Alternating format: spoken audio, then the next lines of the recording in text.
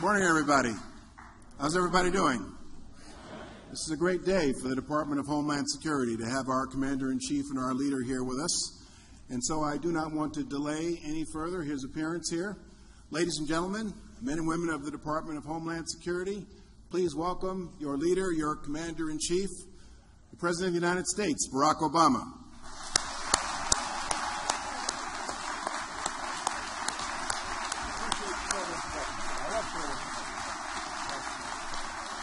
Thank you.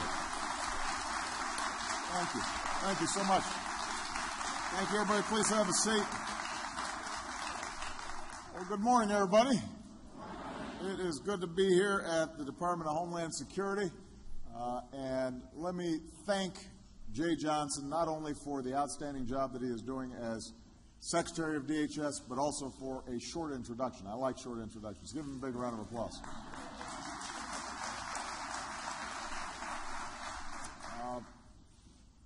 This is a great way to start the week because I get to do something I enjoy doing, which is saying thank you. Nobody works harder to keep America safe than the people who are gathered here today. And you don't get a lot of attention for it. That's the nature of the job. But I know how vital you are. And I want to make sure that more Americans know how vital you are. Because against just about every threat that we face, from terrorist networks to microscopic viruses to cyber attacks to weather disasters, you guys are there. You protect us from threats at home and abroad, by air and land and sea. You safeguard our ports, you patrol our borders, you inspect our chemical plants, screen travelers for Ebola, shield our computer networks, help hunt down criminals from around the world. You have a busy agenda, a full plate, and here at home you are ready to respond to any emergency at a moment's notice. It is simply extraordinary how much the Department of Homeland Security does every single day to keep our nation, our people safe. It's a critical job, and you get it done without a lot of fanfare. And I want to make sure that you have what you need to keep getting the job done. Every American has an interest in making sure that the Department of Homeland Security has what it needs to achieve its mission, because we are reliant on that mission every single day. Now, today I'm sending Congress a budget that will make sure you've got what you need to achieve your mission. It gives you the resources you need to carry out your mission in a way that is smart and strategic and makes the most of every dollar. It's also a broader blueprint for America's success in this new global economy. Because after a breakthrough year for America, at a time when our economy is growing and our businesses are creating jobs at the fastest pace since the 1990s, and wages are starting to rise again, we've got some fundamental choices to make about the kind of country we want to be. Will we accept an economy where only a few of us do spectacularly well? Or are we going to build an economy where everyone who works hard has a chance to get ahead? And that was the focus of my State of the Union address a couple of weeks ago, what I called middle-class economics. The idea that this country does best when everybody gets a fair shot, and everybody's doing their fair share, and everybody plays by the same set of rules. The budget that Congress now has in its hands is built on those values. It helps working families' paychecks go farther by treating things like paid sick leave and child care as the economic priorities that they are. It gives Americans of every age the chance to upgrade their skills so they can earn higher wages. And it includes my plan to make 2 years of community college free for responsible students. It lets us keep building the world's most attractive economy for high-wage jobs with new investments in research and infrastructure and manufacturing, as well as expanded access to faster internet. and new markets for goods made in America.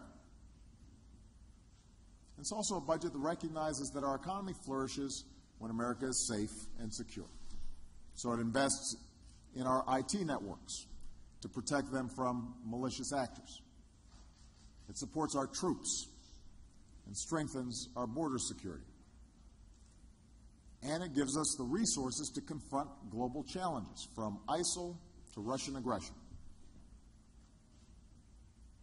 Now, since I took office, we have cut our deficits by about 2/3. I'm going to repeat that, as I always do when I mention this fact, because the public, oftentimes if you ask them, thinks that the deficit has shot up. Since I took office, we have cut our deficits by about 2/3. That's the fastest period of sustained deficit reduction since after the demobilization at the end of World War II. So we can afford to make these investments while remaining fiscally responsible. And in fact, we cannot afford, we would be making a critical error if we avoided making these investments. We can't afford not to. When the economy is doing well, we're making investments. When we're growing, that's part of what keeps deficits low, because the economy is doing well. So we've just got to be smarter about how we pay for our priorities, and that's what my budget does.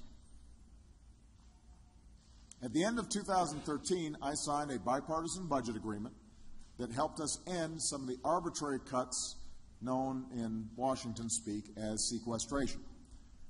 And folks here at DHS know a little too much about sequestration, because many of you had to deal with those cuts and the uncertainty around them. And it made it a lot harder for you to do your jobs.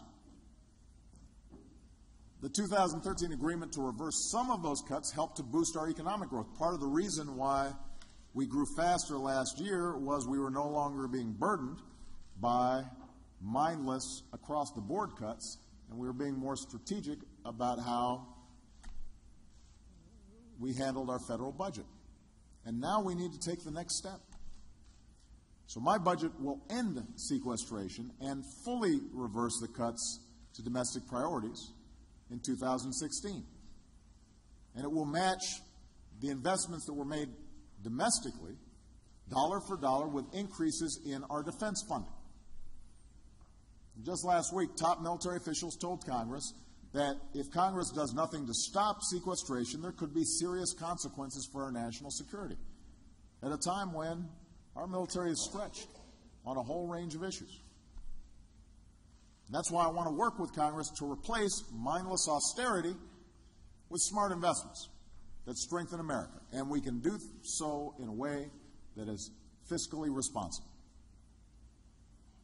I'm not going to accept a budget that locks in sequestration going forward. It would be bad for our security and bad for our growth.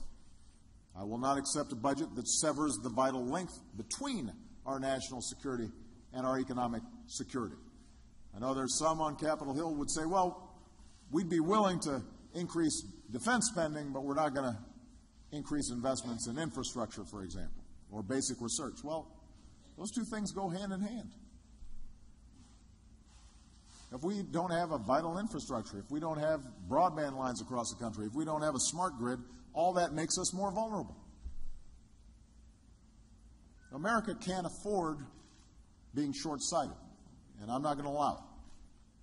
The budget I've sent to Congress today is fully paid for through a combination of smart spending cuts and tax reforms. Let me give you an example.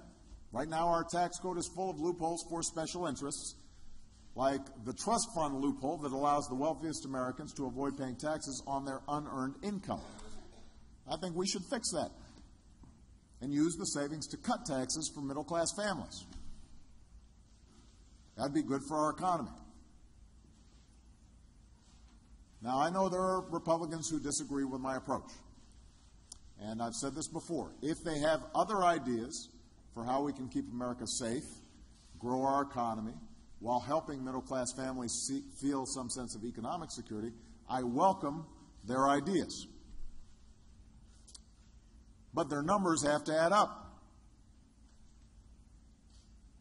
And what we can't do is play politics with folks' economic security or with our national security. You, better than anybody, know what the stakes are. The work you do hangs in the balance. In just a few weeks from now, funding for Homeland Security will run out. That's not because of anything this department did. It's because there are Republicans in Congress who funded everything in government through September except for this department. And they're now threatening to let Homeland Security funding expire because of their disagreement with my actions to make our immigration system smarter, fairer, and safer. Now, let's be clear. I think we can have a reasonable debate about immigration. I'm confident that what we're doing is the right thing and the lawful thing. I understand they may have some disagreements with me on that, although I should note that a large majority or a large percentage of Republicans agreed that we needed comprehensive immigration reform, and we're prepared to act in the Senate and should have acted in the House. But if they don't agree with me, that's fine. That's how our democracy works. You may have noticed they usually don't agree with me. But don't jeopardize our national security over this disagreement. As one Republican put it, if they let your funding run out, it's not the end of the world. That's what they said. Well, I guess literally that's true. It may not be the end of the world, but until they pass a funding bill, it is the end of a paycheck for tens of thousands of frontline workers who will continue to get to have to work without getting paid, over 40,000 Border Patrol and Customs agents, over 50,000 airport screeners, over 13,000 immigration officers, over 40,000 men and women in the Coast Guard. These Americans aren't just working to keep us safe. They have to take care of their own families. The notion that they would get caught up in a disagreement around policy that has nothing to do with them makes no sense. And if Republicans let Homeland Security funding expire, it's the end to any new initiatives in the event that a new threat emerges. It's the end of grants to states and cities that improve local law enforcement and keep our communities safe. The men and women of America's Homeland Security apparatus do important work to protect us, and Republicans and Democrats in Congress should not be playing politics with that. We need to fund the department. Pure and simple. You've got to put politics aside, pass a budget that funds our national security priorities at home and abroad and gives middle-class families the security they need to get ahead in the new economy. This is one of our most basic and most important responsibilities as a government. So I'm calling on Congress to get this done. Every day we count on people like you to keep America secure, and you are counting on us as well to uphold our end of the bargain. You're counting on us to make sure that you've got the resources to do your jobs safely and efficiently, and that you're able to look after your families while you are out there working really hard to keep us safe. We ask a lot of you. The least we can do is have your backs. That's what I'm going to keep on doing for as long as I have the honor of serving as your president. I have your back, and I'm going to keep on fighting to make sure that you get the resources you deserve. I'm going to keep fighting to make sure that every American has the chance not just to share in America's success, but to contribute to America's success. That's what this budget is about. It reflects our values and making sure that we are making the investments we need to keep America safe, to keep America growing, and to make sure that everybody is participating, no matter what they look like, where they come from, no matter how they started in life, they've got a chance to get ahead in this great country of ours. That's what I believe. That's what you believe. Let's get it done. Thank you. God bless you. God bless the United States of America.